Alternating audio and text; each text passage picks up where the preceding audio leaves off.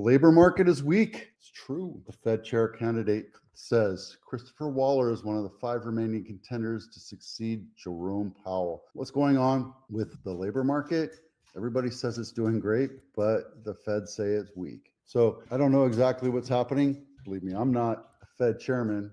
If I was, I don't know what I would do, because it's one of those jobs that are coveted, but I would never want it, because kind of like a goalie. When you're doing good, everybody loves the goalie. When you're doing bad, everybody blames the goalie. So the point here is that one of the key indicators of the market is the job market. And they say the labor market is weak, which is why we're seeing a slowdown and a contraction of our real estate market. It all trickles down. It all comes down into one nasty little thing in how quickly and how much can you sell your house for. And things are slowing down. I'm going to show you in Boston Valley, we only had 2 closings last week. 2 closings in an entire area of 75,000, 74,000 homes. So the market is slowing down. So anyway, Federal Reserve Governor Christopher Waller fittingly used a baseball analogy when asked how his recent interview went for the Fed chair. I thought it went well.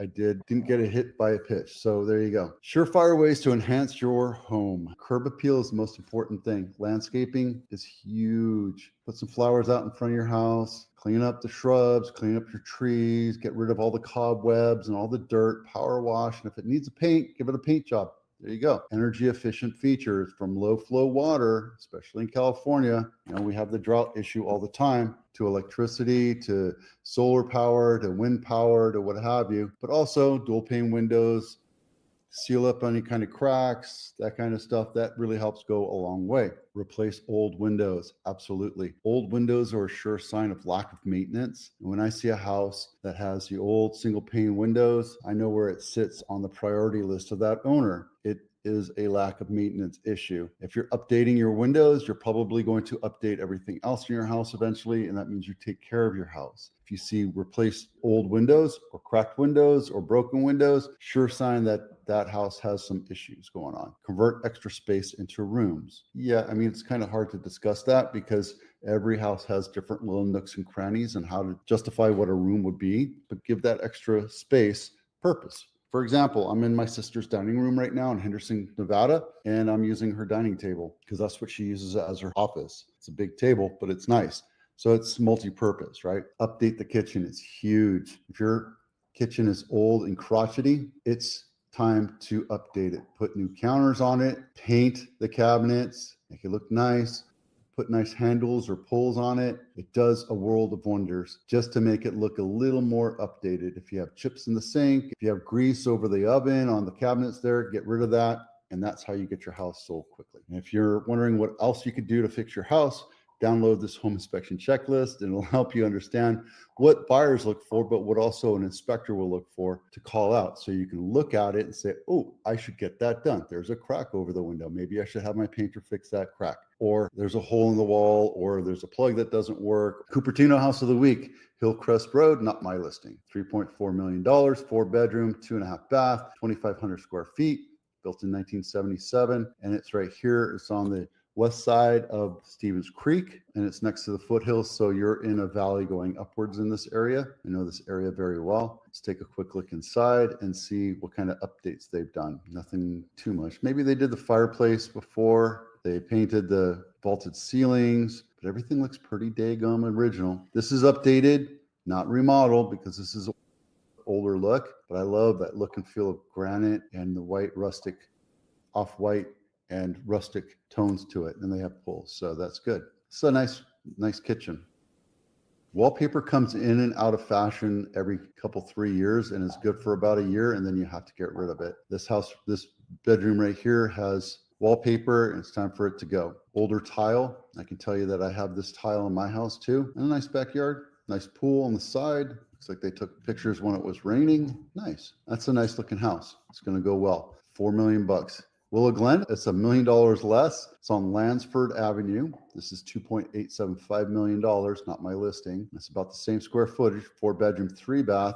So you get a lot more in San Jose than you do in Cupertino, obviously, but you're also a lot closer to Apple and all the big companies when you live in Cupertino. 4-bedroom, 3-bath, 2,400 square feet, built in 1954, and Cherry right here. So you're not super close to Lincoln, but you can walk there. Take a quick look inside. Thank you for putting the floor plan on. That's very nice that you do that. You have 3 bedrooms over here and a primary here. I'm not sure I like that layout, but that's just the way it is. Probably would have been nicer to have the kitchen here and have a big open area and then build another bedroom right here, make that your primary. But is what it is. And then luxury home of the week, brand new, Borough Road, $21 million. Looks like a standard ranch. Don't know why they would price it up this high other than it's in Hillsborough. 3 bedroom, 2 bath, 2,600 square feet, built in 1961, and it's right off the freeway. Right there. There you go. Good luck with that. Let's take a quick look inside to see if it's anything spectacular other than ego. Oh, you got a big, huge lot next to a mansion. Nice floor plan, nice ranch. Wow. 21 million for this. I think I'd spend 25 and get another luxury home. Now, let's see how long this one sits on market. You do have a big backyard. It looks like it was an orchard of some sort back in the day. And then they kind of updated the driveway, but gravel for $1 million. Not for me. Here you go. This is the 12 Bay Area County report. 2 sales in Blossom Valley in the week. 2 closings. Santa Clara had 172. So outside of all of Santa Clara, there were 170, but 2, that's poultry. Last week we had 16. So something's definitely hicking up right now. Santa Clara County still the high volume marker. We're almost at 16 billion. I want to point something out right now. 6,500 homes. We're on track to beat last year's closings by a big margin. We have 3 months to go. No, actually 2.5 months to go. And I think we're going to surpass that pretty quick considering the fact that we're closing here. So we're kind of neck and neck. 2024, we were 8,200. I don't think we're going to get close to 8,200. So that's your recognition right there. Things are taking a little bit longer to sell. And in contract, we have 7 homes go into contract over the last 7 days. And then same thing with Santa Clara County, we have 150, and Alameda, we have 120. Oh, sorry, Contra Costa, we had 146. So Alameda and Contra Costa are both high volume, but they're still not beating Santa Clara County, and their average cost is about